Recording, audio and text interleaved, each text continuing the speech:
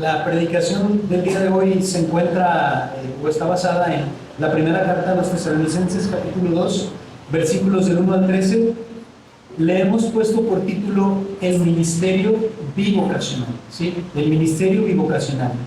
Y aunque esta predicación trata de ser expositiva, no trata de seguir la línea de pensamiento original del texto, sin embargo, me he visto en la necesidad de ordenar los puntos de una manera distinta a como están originalmente en el escrito, en las escrituras, de manera que sea más sencillo de entender la idea que quiero compartir con ustedes esta mañana, por lo que quizá esta predicación tenga un toque un poco más temático, sí, pero vamos a tratar de respetar y de seguir la línea de pensamiento que tiene el apóstol Pablo en esta parte de la escritura.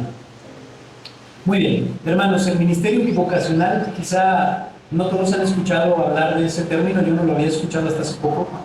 El ministerio bivocacional es, como su nombre lo dice, un ministerio que tiene doble vocación, dos vocaciones, ¿sí?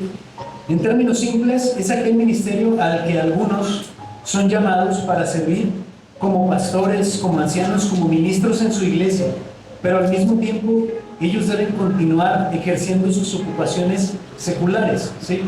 Es decir, tienen que desarrollar, tienen que llevar a cabo el ministerio en la iglesia, pero al mismo tiempo tienen que seguir ocupándose de su trabajo secular. Y funciona de la siguiente manera. Quiero que por un momento piensen en cuáles son sus respectivos trabajos. Piensen en su trabajo, ¿sí? Lo que hacen de lunes a viernes o de lunes a sábado, algunos de lunes a domingo, ¿sí? Piensen en su ocupación. Quizás algunos son maestros, quizás algunos son empleados de oficina, quizás algunos pudieran ser obreros, ¿verdad?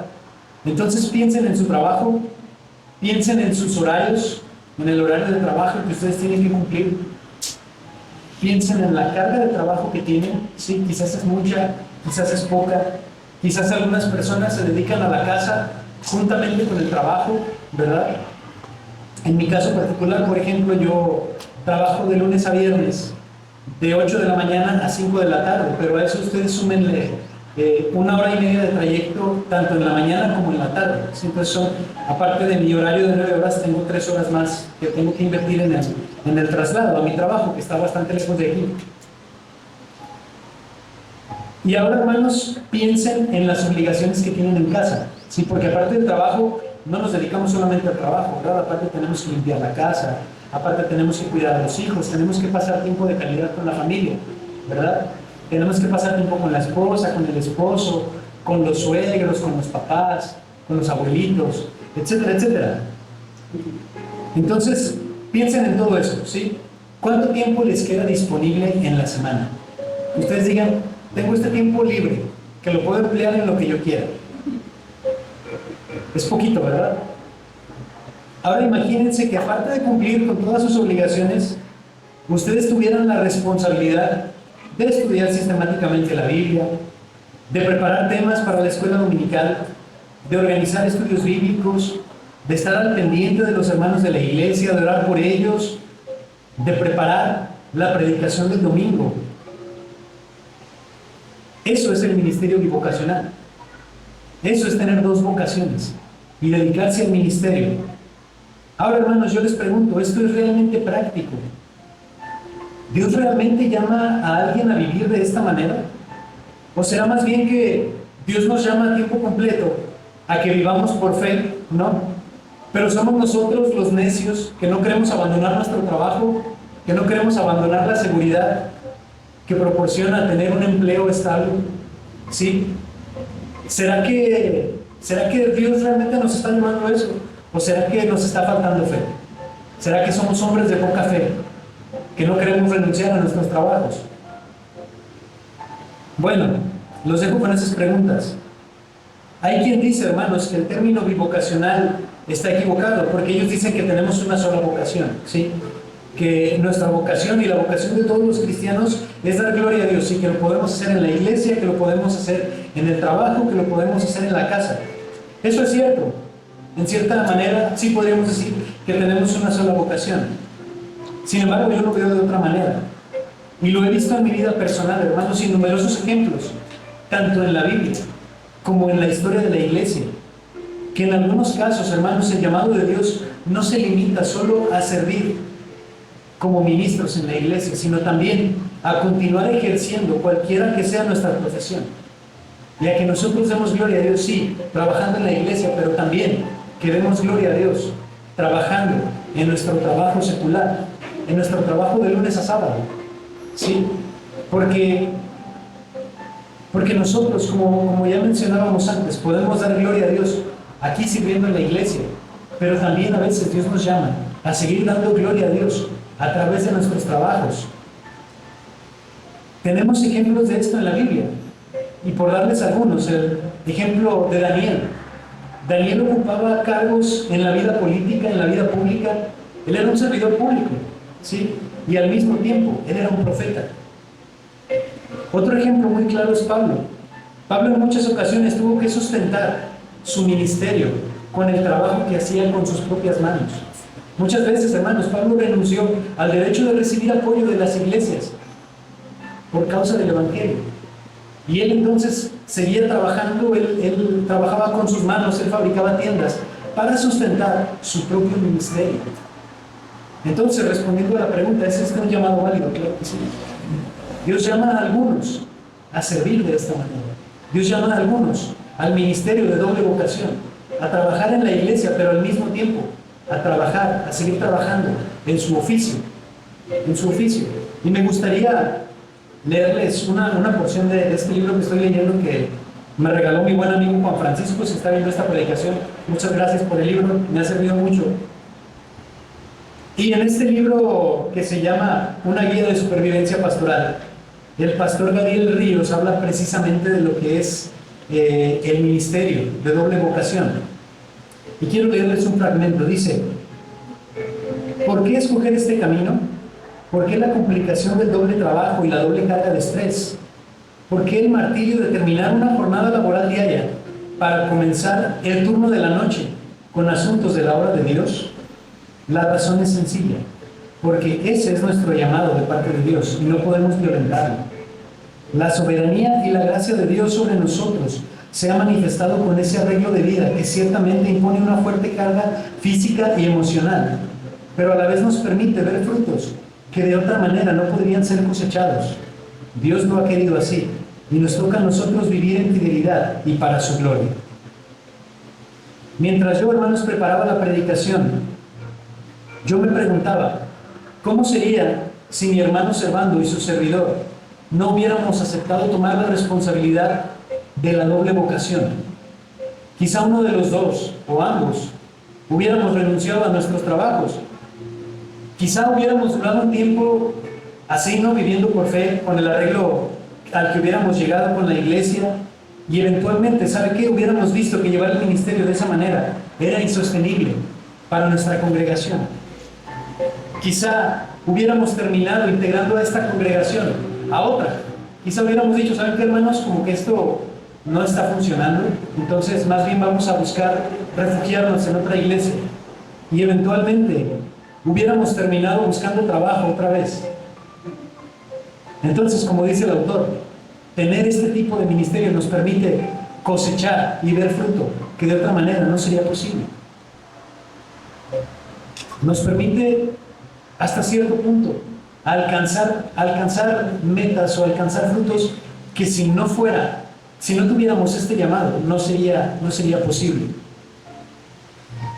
Y ya que este llamado particular a la doble vocación es precisamente la situación en la que nos encontramos como congregación, en nuestro caso muy particular, me parece que es muy sano, hermanos, me parece que es muy sano que analicemos cómo debe ser la vida y el ministerio de aquellos que reciben este llamado a la doble vocación.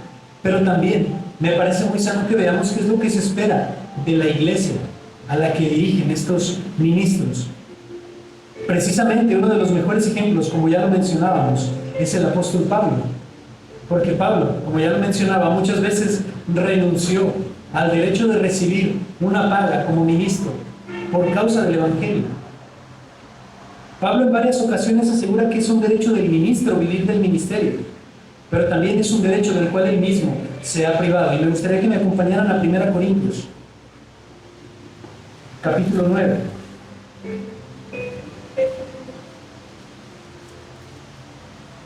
Es un pasaje un poco extenso, voy a tratar de que nos vayamos un poco rápido. 1 Corintios capítulo 9, voy a leer a partir del 1.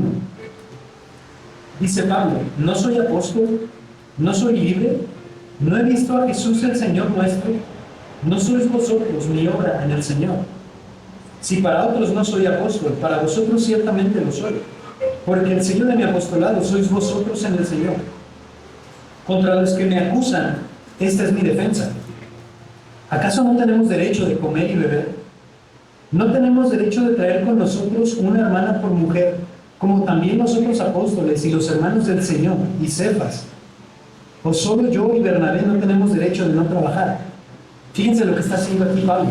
Está diciendo: ¿por qué me acusan a mí si los apóstoles, los hermanos de Cristo, los hermanos de sangre del Señor Jesús, y aún el apóstol Pedro, él es Cefas, dice, si aún ellos pueden vivir del Evangelio? Dice, ¿acaso solamente Bernabé y yo no tenemos derecho de eso? Entonces Pablo está diciendo, ciertamente, vivir del ministerio y tener a una hermana por mujer es mi derecho. Continúo leyendo. ¿Quién fue jamás soldado a sus propias expensas? ¿Quién planta viña y no come de su fruto? ¿O quién apacienta el rebaño y no toma de la leche del rebaño? Entonces Pablo aquí está diciendo, hermanos, ¿quién fue alguna vez soldado sin que se le pagara? ¿O quién planta, quién tiene un sembradío y no espera recibir alguna ganancia de eso que él está sembrando? O aún más, ¿quién apacienta el rebaño y no espera recibir al menos una parte de la leche? Versículo 8, digo esto solo como hombre. ¿No dice esto también la ley? Porque en la ley de Moisés está escrito, no pondrás bozal al buey que trilla. Y fíjense la pregunta, ¿tiene Dios cuidado de los bueyes o lo dice enteramente por nosotros?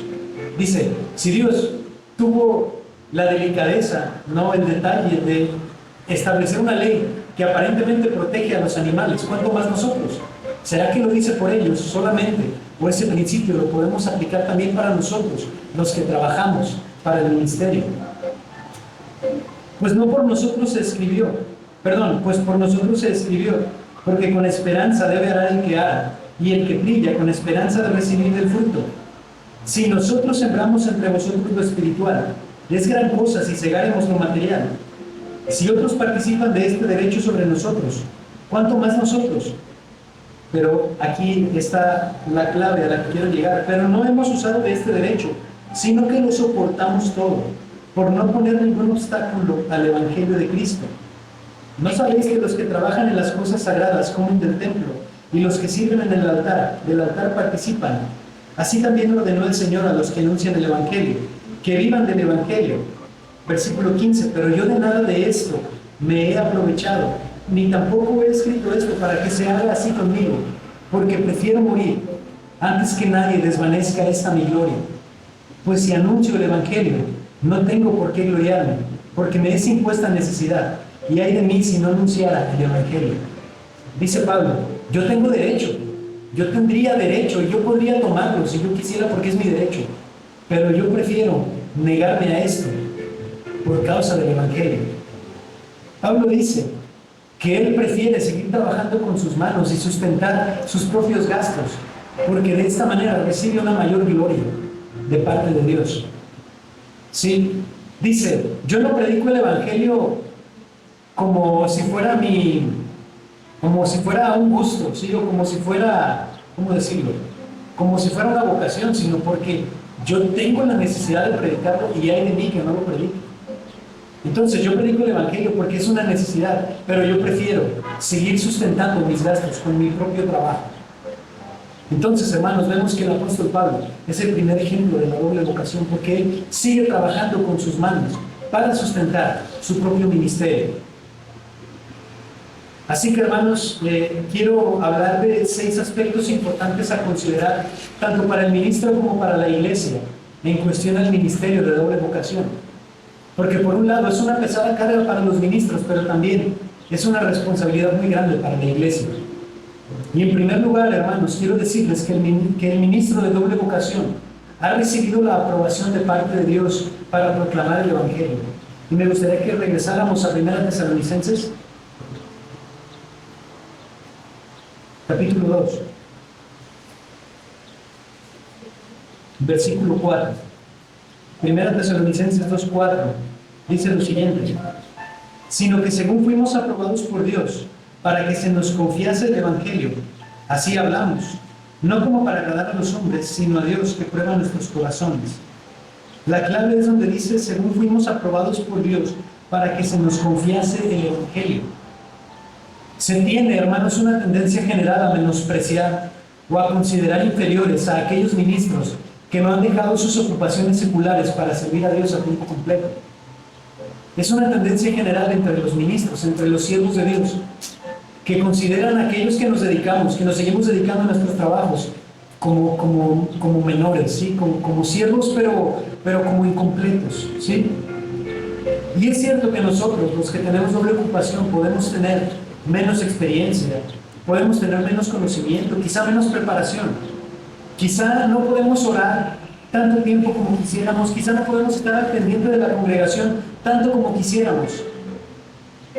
Pero a pesar de lo que todo esto, hermanos, pudiera representar, es imprescindible que la iglesia reconozca lo que dice este versículo, que estos hermanos han sido aprobados por Dios para que se les confiase el Evangelio. Y esto es muy importante que la iglesia lo reconozca, hermanos. Y la iglesia de Tesalónica, la iglesia de los tesalonicenses, era un buen ejemplo de esto, porque en el versículo 13 dice: por lo cual también nosotros, sin cesar, damos gracias a Dios de que cuando recibisteis la palabra de Dios, que oísteis de nosotros, la recibisteis no como palabra de hombres, sino según es en verdad, la palabra de Dios, la cual actúa en vosotros los creyentes. Pablo dice: hermanos, ustedes tienen que reconocer que Dios nos ha confiado el Evangelio a nosotros. Y en el versículo 13 dice: damos gracias porque ciertamente lo han hecho, porque ustedes han recibido la palabra de nosotros como lo que realmente es, la palabra de Dios. Ellos recibieron la predicación de Pablo como la verdadera palabra de Dios, porque reconocían que él era aceptado por Dios para llevar tan valioso mensaje como lo es el Evangelio. Una de las luchas, hermanos, que constantemente el siervo de doble vocación tiene que combatir es precisamente el sentirse insuficiente, el sentirse incapaz para llevar a cabo las tareas que demanda el ministerio, las tareas fundamentales para dirigir una iglesia. Es bastante frustrante, hermanos, darse cuenta que muchas veces las cosas en la iglesia avanzan muy lento, o a veces no avanzan, precisamente porque necesitan una intervención mayor de parte del ministro, porque no podemos dedicar más tiempo a ello. Es frustrante también, hermanos, ver cómo muchos otros ministros son sustentados por sus iglesias, o simplemente son sustentados como misioneros del extranjero. Ellos reciben una paga semanal o una paga mensual de parte del extranjero, ¿sí? Y ellos llevan una vida relativamente cómoda, ¿sí? Y logran con mucho menos esfuerzo tener un ministerio más estable. Eso, para los que nos dedicamos a las dos cosas, para los que tenemos doble ocupación, llega a ser muy frustrante, hermanos. Pero algo que nos da fuerza para continuar es precisamente que la iglesia nos reconozca, que la iglesia reconozca a uno como alguien que ha sido aprobado por Dios para predicar el mensaje. Eso nos da fuerza, hermanos, porque si bien toda esta situación es frustrante, si la iglesia reconoce que sus ministros han sido aprobados por Dios, entonces, hermanos, nosotros podemos recibir fortaleza en medio de toda esta dificultad que nos toca enfrentar. Hermanos, nosotros trabajamos para pagar las cuentas, al mismo tiempo que procuramos servir a Dios con pasión en la iglesia.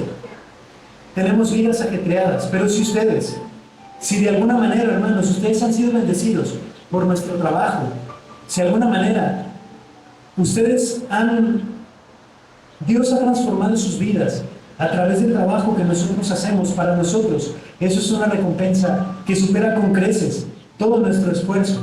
Y hermanos, si de alguna manera este ministerio los ha bendecido, hermanos, vale la pena vivir de la manera en la que vivimos. Si de alguna manera este ministerio les ha sido útil en su vida espiritual, entonces, hermanos, para nosotros eso es más que suficiente. En segundo lugar, el ministro de doble vocación trabaja día y noche para no ser gravoso. Primera Tesalonicenses 2:9. Dice aquí Pablo, porque os acordáis, hermanos, de nuestro trabajo y fatiga, como trabajando de noche y de día para no ser gravosos a ninguno de vosotros, os predicamos el Evangelio de Dios. En el sentido original del texto, las palabras trabajo y fatiga que se mencionan aquí hacen referencia a un tipo de trabajo riguroso, un trabajo que produce desgaste físico, como el que ustedes encontrarían en una construcción o como el que ustedes encontrarían en una mina. Un trabajo duro, un trabajo desgastante. Y cuando dice trabajando noche y día, es una hipérbole. ¿Sabe lo que es una hipérbole? Una exageración para hacer un punto, ¿sí? Entonces, es una hipérbole para dar a entender que las jornadas de trabajo duraban muchas horas. Dice aquí Pablo, nosotros trabajamos noche y día para no serles gravosos a ustedes, ¿sí? Entonces, quizás suena muy lógico, pero el ministro de doble vocación precisamente trabaja para poder, más bien para no ser gravoso a la congregación. Y entonces uno de los distintivos del ministro de doble vocación es que tiene una inmensa carga de trabajo y una enorme responsabilidad por las que muy seguido se sentirá superado. Le faltarán horas para cumplir con lo que se requiere de él. Sus pendientes nunca terminan, hermanos, los pendientes nunca se acaban. Por eso se vuelve imprescindible tomar algunas precauciones que librarán al ministro de padecer una crisis nerviosa. Se vuelve necesario, hermanos, entonces que ustedes participen. Y por mencionar algunas cosas, la congregación debe comprender que el tiempo del ministro es muy limitado. Y él sigue necesitando tiempo para recrearse, para estar tiempo con su familia. Necesita seguir teniendo tiempo para sí mismo. Y la iglesia entonces debe proporcionar un equipo de trabajo que supla o llene aquellas áreas donde los pastores bivocacionales no pueden llegar o tienen deficiencias. Si esto, hermanos, es necesario en una iglesia regular, tener un equipo de trabajo es algo fundamental para un pastor de tiempo completo. ¿Cuánto más lo será para un pastor que sigue dedicándose a sus ocupaciones seculares? Y aquí quiero hacer un paréntesis y aprovechar para agradecer a nuestro equipo de trabajo, no solo a nuestro hermano Félix, que nos ayudan bastante, y que la verdad es que sin ellos no podríamos llevar a cabo el trabajo de la iglesia, sino quiero agradecer también a todos los que sirven de alguna manera, ¿sí? A los que traen las comidas, a los que atienden a los niños, a los que nos ayudan con proyecciones y tantas otras cosas que seguramente estoy omitiendo. Hermanos, muchas gracias, porque sin el apoyo de ustedes, esta iglesia no se podría llevar a cabo. Mi hermano y yo no somos suficientes para cumplir con todas las necesidades, para poder llegar a todas aquellas necesidades que tiene la iglesia, así que les damos gracias, hermanos, e invitamos a los que todavía no participan de alguna manera a que participen, hermanos, porque ciertamente dice la Biblia, la mies es mucha y los obreros pocos. No se aplica necesariamente a este contexto, pero lo que quiero darles a entender es que hay mucho trabajo del cual todos podemos participar, porque la situación de la iglesia así lo requiere, así lo necesita, porque Dios nos ha llamado precisamente de esta manera, a que sigamos sirviendo en nuestras actividades seculares y también sirvamos en la iglesia como ministros.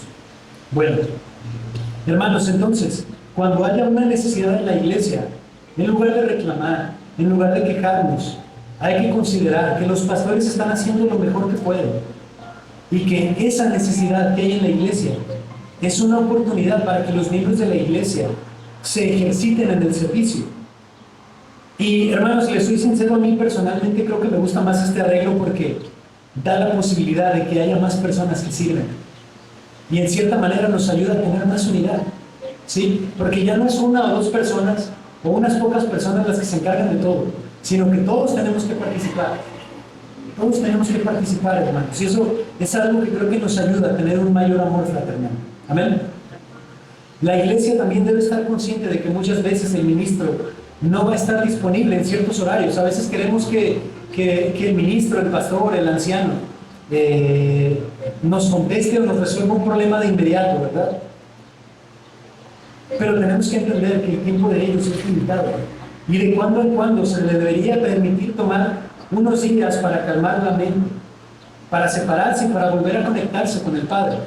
Porque, hermanos, no saben lo fácil que se vuelve para uno como ministro, aún dedicándose a las cosas de la iglesia, lo fácil que es para uno desconectarse del Padre. lo fácil que es para uno perder su propia espiritual, aún procurando la espiritualidad de otros. Es importante, hermanos, entonces que la iglesia pueda dar esa facilidad para que el ministerio, para que el ministro de doble vocación tenga un tiempo para sí mismo, para poder recuperar, para poder recargar baterías, recuperar su vida espiritual, su comunión con el Padre. Muy bien, hermanos, en tercer lugar, el ministro bivocacional anuncia el evangelio con denuedo, aún en medio de la oposición. Y esto lo vemos en 1 Tesalonicenses 2:2. Voy a leer: pues habiendo antes padecido y sido ultrajados en Filipos, como sabéis, tuvimos denuedo en nuestro Dios para anunciaros el evangelio de Dios en medio de gran oposición. Bueno, aquí Pablo está hablando de que tenía gran oposición para predicar el evangelio, y quizás la situación de los pastores de doble vocación en este momento no sea exactamente igual a la de Pablo, ¿verdad? Seguramente es mucho menor. Pero me parece, hermanos, que sí cobra un sentido especial esto que estoy diciendo para nosotros y para todos aquellos que nos dedicamos a la doble vocación, porque muchas veces seremos criticados precisamente de ser insuficientes, o seremos juzgados por no querer apartarse completamente para el ministerio, ¿sí? A muchas personas les cuesta mucho trabajo comprender que Dios nos ha llamado a no dejar nuestro trabajo, que Dios nos ha llamado a servir en la iglesia, pero Dios también nos ha llamado a no dejar nuestro trabajo, porque esa es la necesidad en ese momento. Quizá, hermanos, la misma carga de trabajo haga mermar la mente y el cuerpo y se vuelva una gran oposición para predicar. A veces las jornadas extensas de trabajo, los pendientes interminables, van a hacer que no haya en nosotros, que no quede en nosotros como esa fuerza, como ese deseo de predicar. A veces puede llegar a sentirse como que tenemos que predicar por obligación y se vuelve un sufrimiento predicar. Esa es la realidad, hermanos. A veces las presiones, el estrés puede convertirse también en algo que ocupe nuestra mente tanto, que sea una oposición para que prediquemos. Por eso yo daba gracias a Dios hace rato, porque tuve 2 días relativamente tranquilos en el trabajo, pude despegar mi mente y pude concentrarme un poco más en preparar la predicación. Entonces, tenemos que cargar con todo esto, además de los problemas normales, hermanos, que hay en la iglesia, que muchas veces tenemos que lidiar con la murmuración, con falsas doctrinas que quieren ingresar a la iglesia, con tentaciones, con pecados que hay en la iglesia, etcétera, etcétera, etcétera. Todo esto se amontona sobre los ministros de doble vocación. Y nuevamente, hermanos, se requiere de la congregación, se requiere que la congregación apoye a sus ministros, orando por ellos en todo momento y mostrando su apoyo hacia el ministerio. Interesarse, hermanos, por ellos, procurar relacionarse con ellos, hacerlos sentirse apoyados. Ayuda mucho esto para que ellos superen las adversidades que se les presentan en el ministerio. El simple hecho, hermanos, de apoyar las actividades de la iglesia, el simple hecho, hermanos, de estar al pendiente de un mensaje, quizás buscar alguna manera de hacer que los ministros sientan que la iglesia está interesada y preocupada por ellos. Eso sirve mucho, hermanos, para recargar las baterías, para que nosotros podamos seguir sirviendo, aún en medio de las dificultades que tenemos que entregar, que son propias de este tipo de llamado. En cuarto lugar, hermanos, el ministro de doble ocupación predica un mensaje limpio, y esto se encuentra en 1 Tesalonicenses 2, versículos 3 al 6.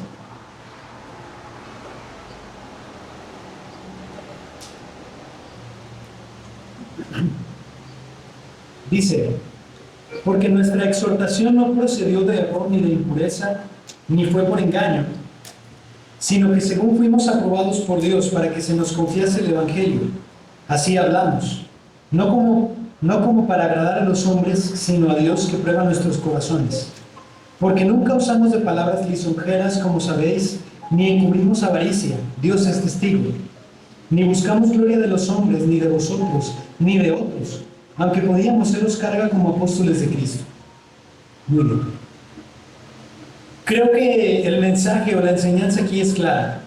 El ministro, realmente cualquier ministro, no solamente el ministro de doble ocupación, debe predicar un mensaje sin engaño, sin doble intención y verdadero.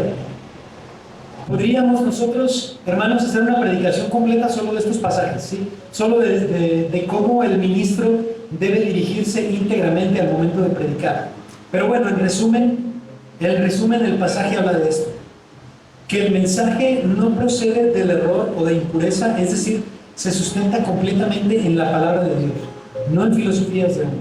El ministro debe procurar eso, que su mensaje siempre esté basado completamente en la palabra de Dios, que su mensaje no tenga intención de engañar, es decir, no debe torcer la verdad para guiar a la congregación a caer en el error o a creer en algo irreal.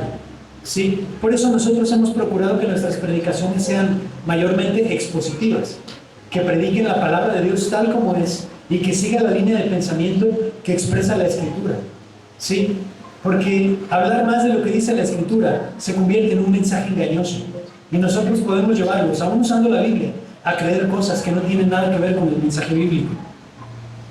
El mensaje no debe ser para agradar a los hombres, sino a Dios. Es decir, predicamos el mensaje completo. No buscamos adaptarlo, no buscamos recortarlo, no buscamos ajustarlo para que sea del agrado de los oyentes. Cuando nosotros predicamos, no debemos procurar agradarlos a ustedes. No debemos procurar que el mensaje sea algo que les anime a ustedes, que sea algo que los haga sentir bien, ¿verdad? Claro, el mensaje por sí mismo muchas veces les va a agradar, muchas veces les va a hacer sentir bien, pero esa no debe ser nuestra intención.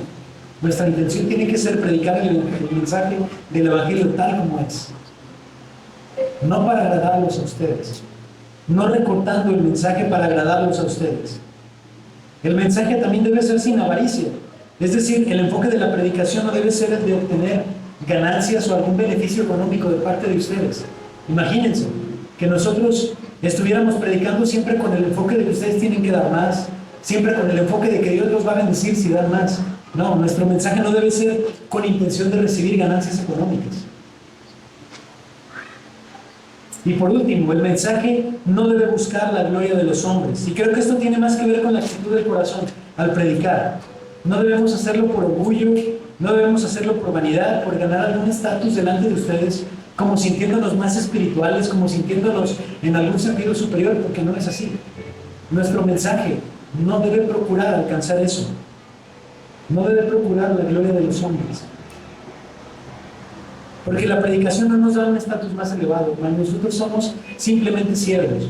Y como dice Pablo, como lo decía en el pasaje que leímos en 1 Corintios, que hay de nosotros si no predicáramos el Evangelio.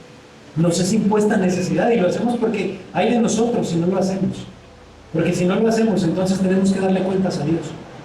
¿Sí? Así que más que un privilegio, más que un estatus, hermanos, es una responsabilidad y es una obligación para nosotros. Entonces, hermanos, en resumen, los ministros debemos tener cuidado con estas cosas para que nuestro mensaje sea verdaderamente limpio. En quinto lugar, ya casi terminamos, el comportamiento del ministro tiene que ser irreprensible. Y esto lo vemos en el versículo 10.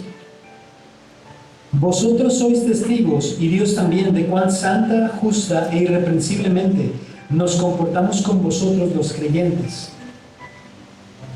Aquí Pablo describe la conducta del ministro con tres palabras distintas. Dice, cuán santa, justa e irreprensiblemente nos comportamos. ¿Sí?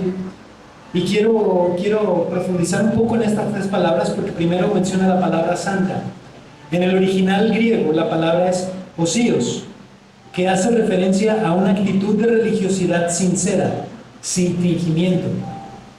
Los ministros no deben fingir que son más espirituales de lo que realmente son, solamente para dar una apariencia muy religiosa, ¿sí? Debemos tener una religiosidad sincera, sin fingimiento y sin apariencias.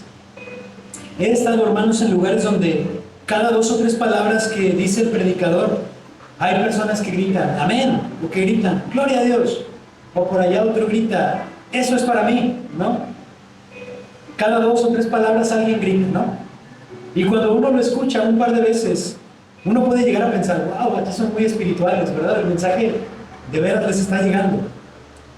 Pero hermanos, después de escuchar eso unas 20 o 30 veces, y en partes que no son precisamente poderosas del mensaje, ¿verdad? Uno llega a preguntarse si aquellos gritos son realmente sinceros. Eso es lo contrario a lo que está hablando aquí Pablo, que nuestra religiosidad debe ser una religiosidad sincera, una espiritualidad verdadera, sin fingimiento, sin apariencias. ¿Y qué decir del tiempo de alabanza?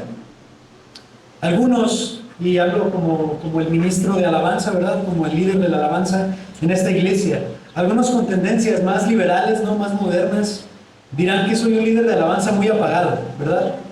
Dirán que no meto a la congregación en los tiempos de ministración, como algunos llaman a ese tiempo que tomamos entre una canción y otra para hacer que el mensaje sea implantado en la congregación, ¿verdad? Algunos dirán, es que no metes a la congregación, ¿no? Otros con tendencias más conservadoras van a decir lo contrario, van a decir que soy muy ruidoso, que la adoración es muy ruidosa, que la música nos distrae de la verdadera adoración, ¿no? Que esos guitarrazos que se avienta el hermano Ismael, pues no edifican a nadie, ¿verdad? Lo cierto, hermanos, es que yo personalmente cuido mucho guardar un equilibrio para no caer ni en un extremo ni en otro. Y yo prefiero, hermanos, ser criticados por unos y por otros, antes que aparentar algo que no soy. Antes que aparentar ser, por un lado, muy espiritual, muy escandaloso, diciéndoles que griten, que levanten sus manos, ¿no? O aparentando ser muy solemne, ¿no? Muy serio. No, prefiero ser yo mismo, hermanos, porque yo no quiero darles a ustedes una falsa apariencia, porque la Biblia me enseña a ser sincero. Si voy a mostrar alguna religiosidad delante de ustedes, hermanos, que sea sincera, que sea como realmente yo soy. Y bueno, estoy hablando desde mi caso particular, pero aplica para todos los ministros. Que la religiosidad que los ministros proyectan no sea falsa, sea sin fingimiento. Porque a eso nos llama constantemente la Biblia. El amor sea sin fingimiento, dice en otra parte. También dice que el comportamiento que la manera de comportarse del ministro debe ser justa, ¿sí? Y el original griego es la palabra dikaios, que en el contexto original, hermanos, se refiere a que se busca adaptar a la palabra y a las normas de Dios antes que adaptarse a las normas de los hombres. Esa debe ser la forma de comportarse del siervo. No debe adaptarse a las formas, a las corrientes de este mundo, sino que debe adaptarse total y completamente a la palabra de Dios, no a los estándares humanos.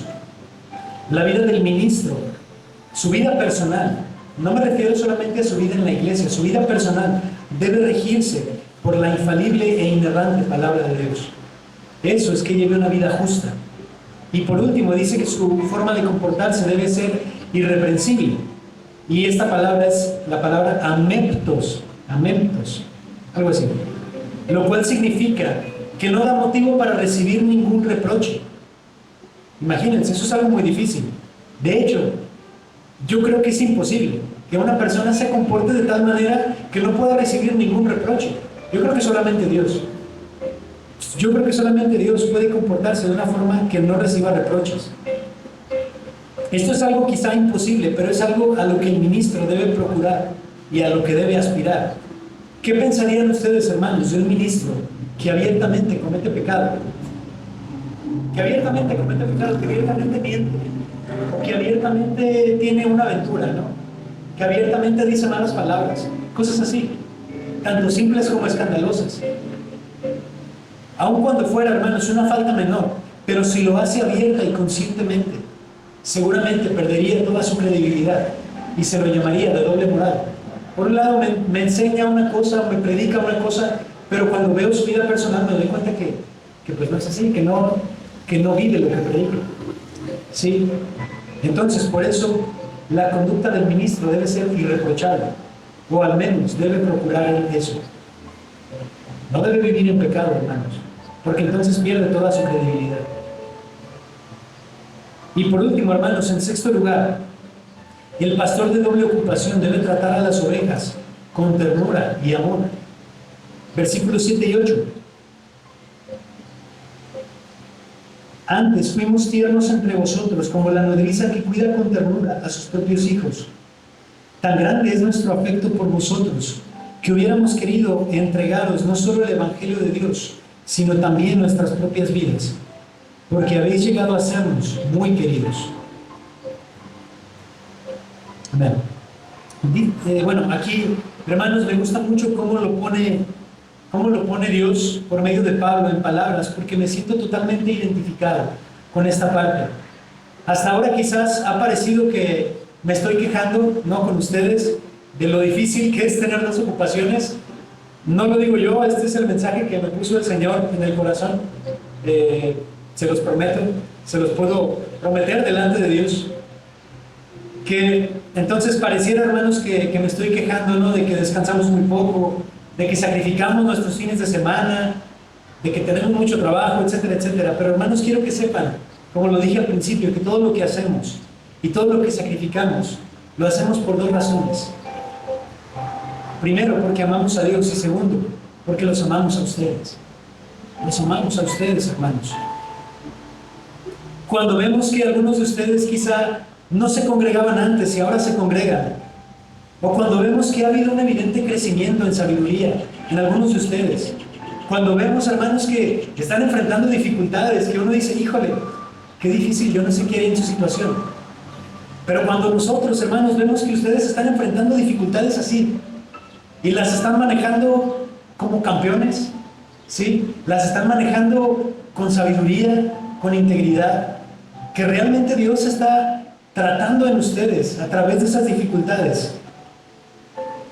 Cuando vemos que ustedes tienen un verdadero amor por Cristo, cuando vemos la forma en la que ustedes hablan ahora, eso hace, hermanos, que todo el esfuerzo, que todo el sacrificio valga la pena.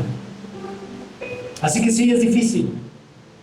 Es difícil, hermanos, llevar la vida que llevamos, pero si vemos el fruto en ustedes, para nosotros eso es más que suficiente. Y vamos a soportar la carga que tenemos actualmente y aún más, si es necesario, por causa de ustedes. Porque nosotros como ministros tenemos que aprender a dar gracias por ustedes, por lo que Dios está haciendo en ustedes, y porque nosotros tenemos el privilegio inmerecido y la gran bendición de poder formar parte de eso. Imagínense nada más, Dios está trabajando personalmente con cada uno de ustedes. Y a mí, que soy polvo, Dios me está permitiendo participar de eso. Hermanos, no hay mejor privilegio, no hay mayor gozo para nosotros que ese. Cuando el amor de un pastor por sus ovejas es sincero, entonces todo el trato con ellas, aún las exhortaciones, va a ser con ternura, con empatía y con cariño. Y nosotros podemos amarlos, hermanos, porque vemos ese resultado y porque vemos que Dios realmente está haciendo una obra en cada uno de ustedes. El día de hoy vamos a tomar la cena del Señor. Y la cena del Señor es acerca de recordar el sacrificio de Cristo y la salvación que tenemos en Él. Pero no solo es eso. También es acerca de recordar, como habla 1 Corintios 10, lo pueden consultar más adelante, que todos hemos participado de un mismo pan y todos somos un solo cuerpo en Cristo, que tenemos unidad. La cena del Señor también se trata de eso, de recordar que tenemos unidad, hermanos, y nosotros damos gracias a Dios porque tenemos unidad en esta iglesia y porque en Cristo les amamos. Y Dios quiere, hermanos, que sigamos teniendo amor fraternal unos por otros y que podamos interesarnos unos por otros. No solamente entre los creyentes, sino también el ministro por los congregantes y también los congregantes por el ministro. Que Dios siga fortaleciendo ese amor entre nosotros, hermanos. Y quiero terminar esta predicación leyendo y expresando también hacia ustedes lo que dice más adelante en los versículos 19 y 20. Dice, porque ¿cuál es nuestra esperanza, o gozo, o corona? ¿De qué me gloríe? ¿No lo sois vosotros delante de nuestro Señor Jesucristo en su venida? Vosotros sois nuestra gloria y gozo. Vamos a orar, hermanos.